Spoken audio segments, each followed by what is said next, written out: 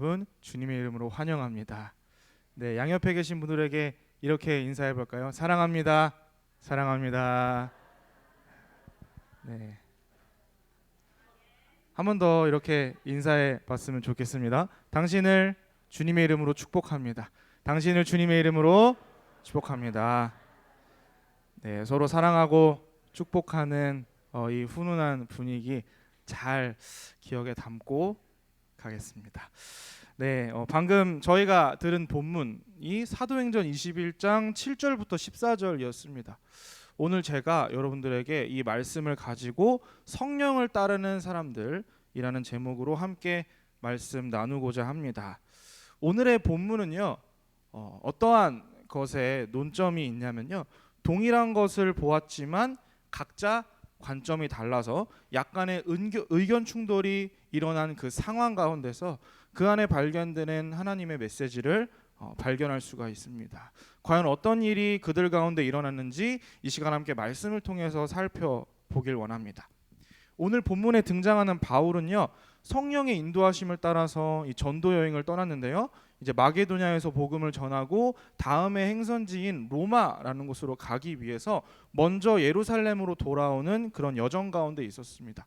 그러다 그는 예루살렘으로 가기 전에 자신이 사역했던 에베소 교회와 또 두로를 거쳐서 잠시 초대교회의 7집사 중에 한 사람이었던 빌립의 집에서 며칠 머물기로 했습니다. 며칠 머물렀던 이유는요, 이제 바울의 심신이 좀 많이 지쳤기 때문이었습니다. 그곳에서 바울은 고된 여정에 지쳤던 몸을 잠시 쉬게 한 뒤에요, 빌립과 그동안 자신이 이 복음을 전하면서 있었던 이 여정들, 그리고 앞으로 나의 계획들에 대해서도 함께 나누었습니다.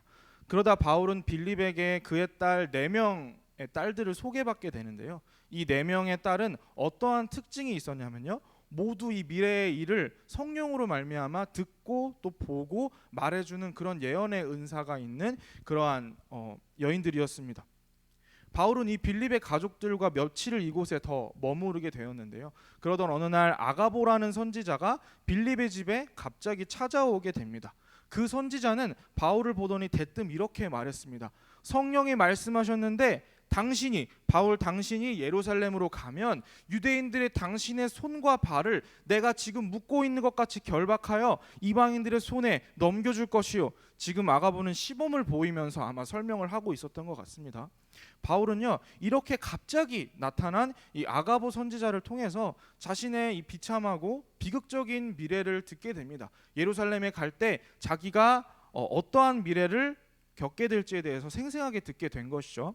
오늘의 본문 전 단락인 이 사도행전 20장 22절을 보면요, 이렇게 나와 있습니다. 보라, 나는 이제 성령에 매여 예루살렘으로 가는데 거기서 무슨 일을 당할는지 알지 못하노라 라고 나와 있는 것을 보면요, 이 에베소 장로들에게 바울이 말하는 이 장면을 통해서 바울은 앞으로 자기가 예루살렘에 가게 되었을 때 자신에게 어떤 미래가 기다리고 있을지에 대해서 몰랐다는 것을 우리가 이 말씀을 통해서 확인할 수 있습니다. 그러니까 바울은 지금 갑자기 나타난 이 아가보라는 선지자를 통해서 자신의 비참한 미래를 처음 듣게 되었던 것이죠. 그런데요, 여러분, 아가보는요, 과연 믿을 만한 선지자였을까요? 아가보, 여러분들 아가보라는 이름이 익숙하게 들리시나요? 아니면 생소하게 들리시나요?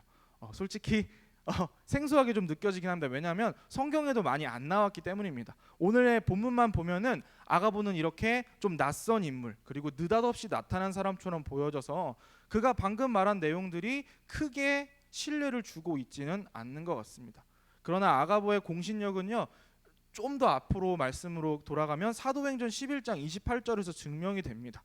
아가보는요, 바울이 회심하기 전인 이 시점에 안디옥 교회에서 앞으로 있을 흉년을 예언하는 사람으로 잠깐 등장하는데요, 그때도 그는 아가보라 하는 한 사람이 일어나 성령으로 말하되 라고 기록되어 있는 것을 보면 아가보는 뭔가 정신적인 문제가 있거나 혼자서 터무니없는 소리를 하는 사람이 아니라 정말 성령을 통해서 말씀을 전하는 사람이라는 것을 우리가 성경 말씀을 통해서 확인할 수가 있습니다.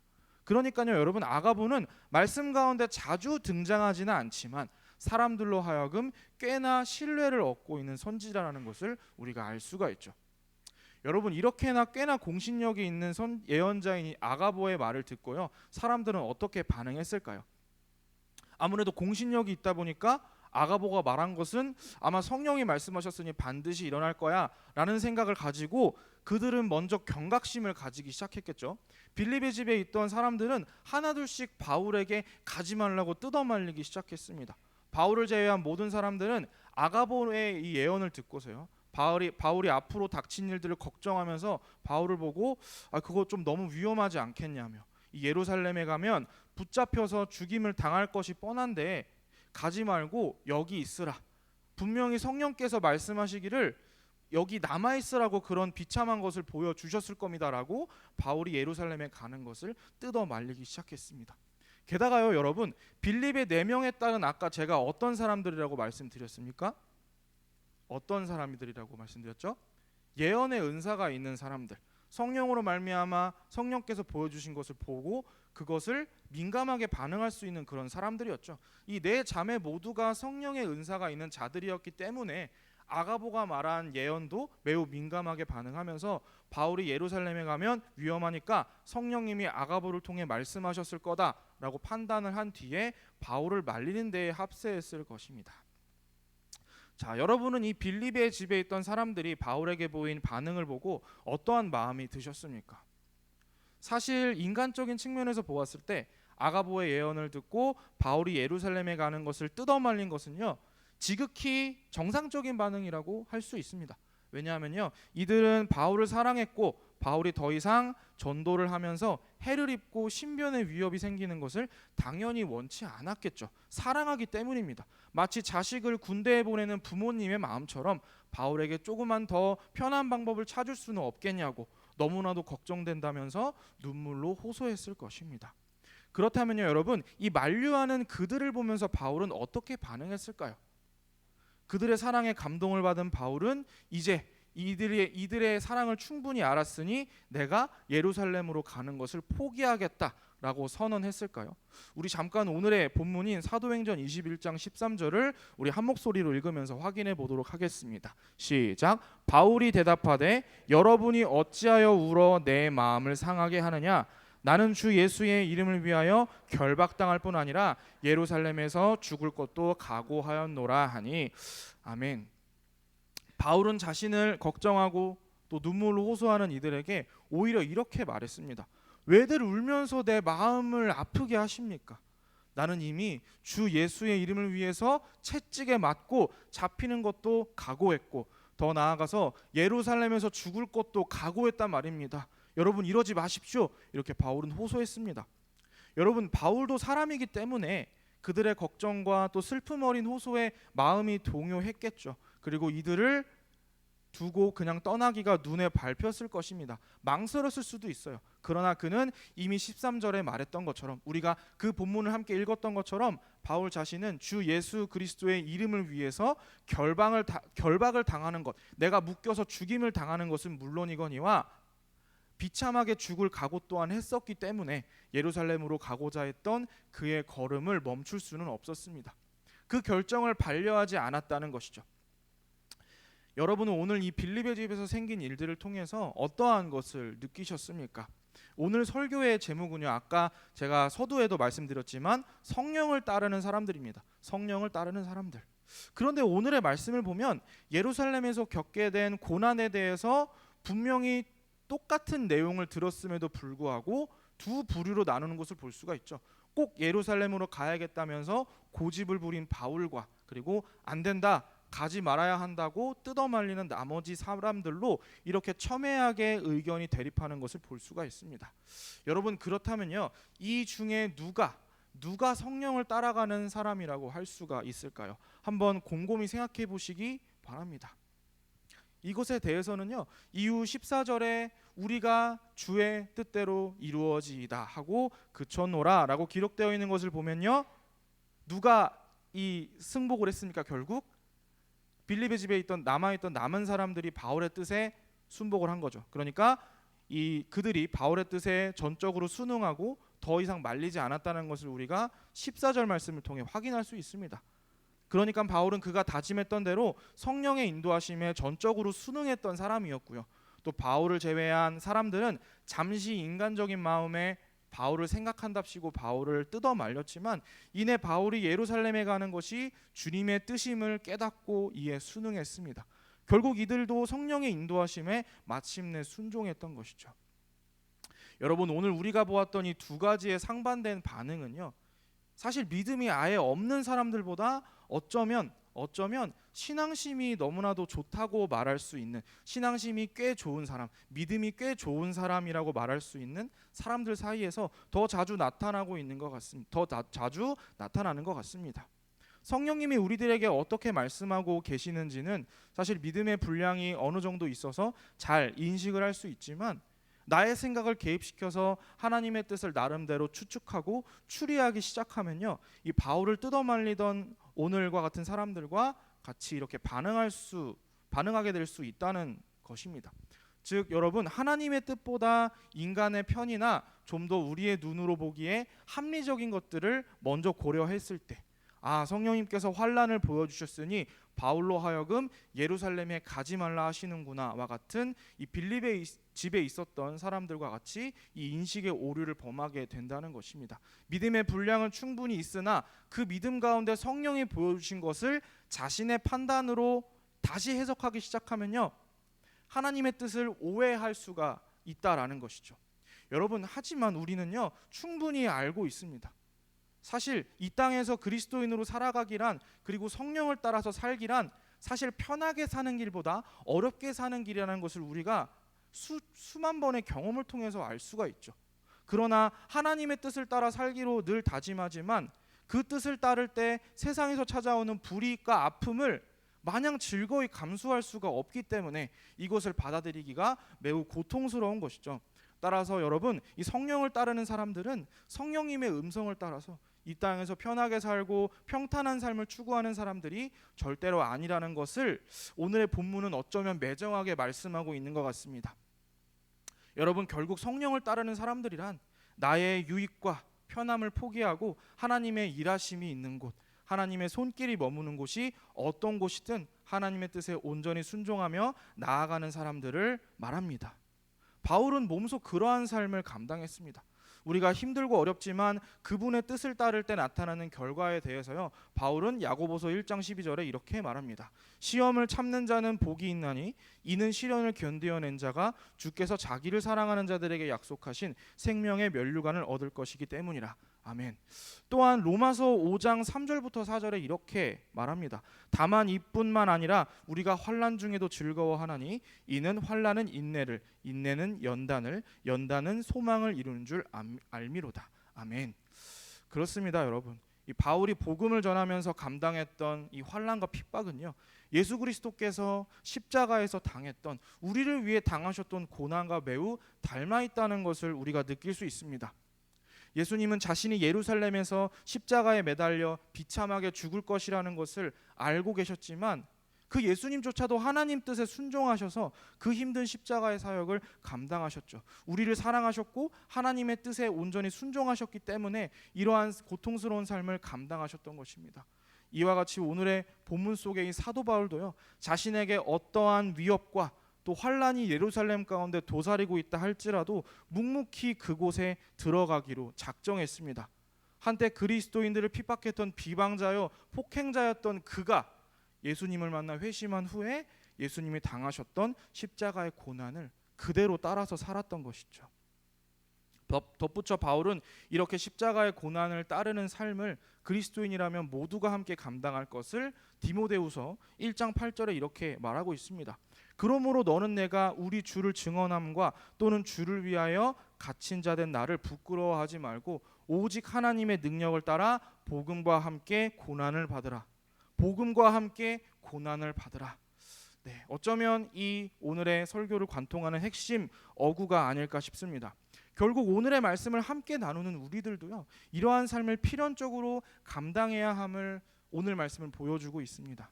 우리가 이 땅에서 신앙의 길, 그리고 십자가의 길을 걸어가는 가운데 많은 아픔과 슬픔이 설령 다가온다 할지라도 우리의 눈은 어디로 향해 있기 때문에 이 고난을 견딜 수가 있을까요? 이 세상 가운데 있는 것이 아니라 저 천국을 향해 있기 때문에 그 천국을 향해서 한 걸음 한 걸음 이 고난을 인내하면서 십자가의 길을 인내하면서 성령을 따라 걸어 나가야 할 줄로 믿습니다. 이 시간 이후로 여러분들은 여러분 자신이 바울처럼 이 하나님께서 맡겨주신 직분과 사명을 감당하는 소명자요 또 사명자임을 다시 한번 더 기억하시길 바라겠습니다. 그리고 이러한 직분과 사명을 하나님께서는요 교회 내에서뿐만 아니라 직장에서, 가정에서, 그리고 그 밖에 여러분들이 거하는 삶의 모든 영역 가운데서도 맡겨주셨습니다. 왜냐하면요 하나님께서는요 궁극적으로 여러분을 이 세상 가운데 빛과 소금의 역할을 감당하는 하나님의 자녀로 파송하셨기 때문입니다. 따라서 우리는 각자 주어진 삶의 자리 가운데에서 그리스도의 향기를 어떠한 상황과 또 환경 가운데서도 나타내는 사람들이 되어야 할 줄로 믿습니다. 따라서 오늘의 본문 속 바울이 자신의 절망스러운 미래에 대해서 들었으나 예루살렘으로 지체 없이 뚜벅뚜벅 걸어갔던 것처럼 이 자리 가운데 계시는 저와 여러분 또한 교회 내에서 하나님께서 맡겨주신 직분과 더불어 교회 밖에서의 삶의 영역 가운데서도 그리스도인으로서 본이 되는 삶을 잘 감당해 나가길 소망합니다. 그렇다면 우리는 이러한 본이 되는 삶을 어떻게 감당해 나가야 할까요? 여러분이 속한 자리를 한번 돌아보시기 바랍니다. 교육부서의 교사로서 아이들을 예수님의 사랑으로 양육하는 것도 포함이 되겠죠. 그리고 각 기관에서 맡은 직분을 통해서 맡겨진 자들을 사랑으로 권면하고 또 돌보는 것, 직장에서 함께 일하는 사람들에게 선한 영향력을 행사하는 것, 그리고 가정 내에서 자녀를 양육하는 것, 이러한 것들이 있겠습니다.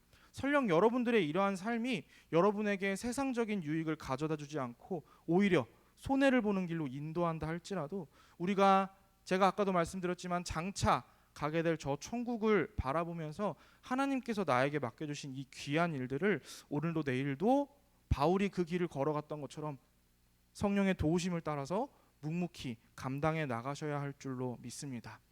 말씀을 마무리하길 원합니다.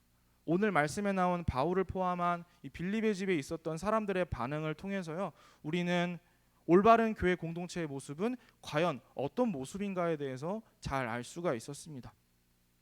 빌립의 집에 함께 모였던 이 사람들은요 어떠한 것보다 하나님의 뜻을 우선시 여기는 공동체였음을 알 수 있습니다.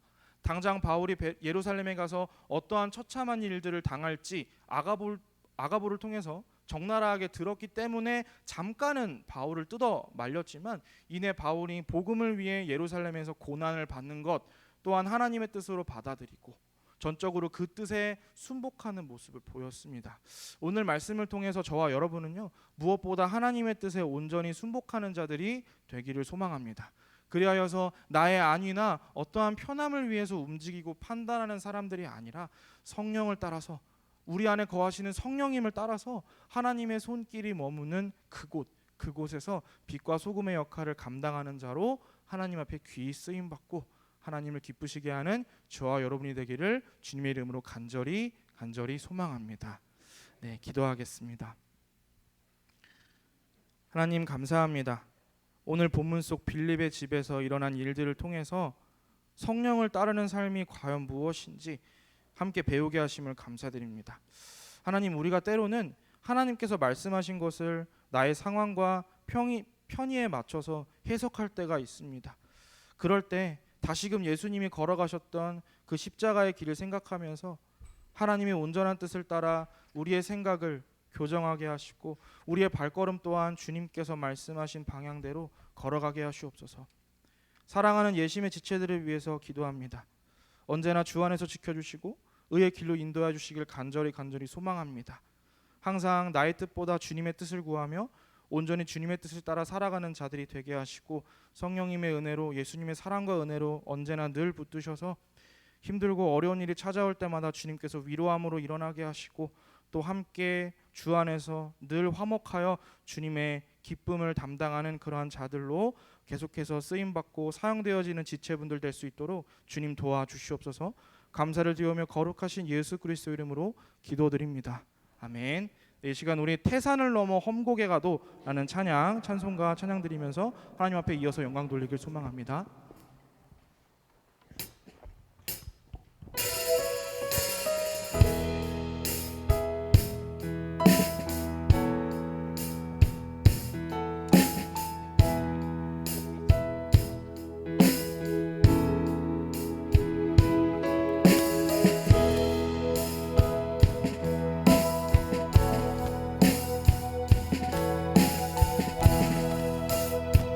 태산을 넘어 태산을 넘어 험곡에 가도 빛 가운데로 걸어가면 주께서 항상 지켜주시네.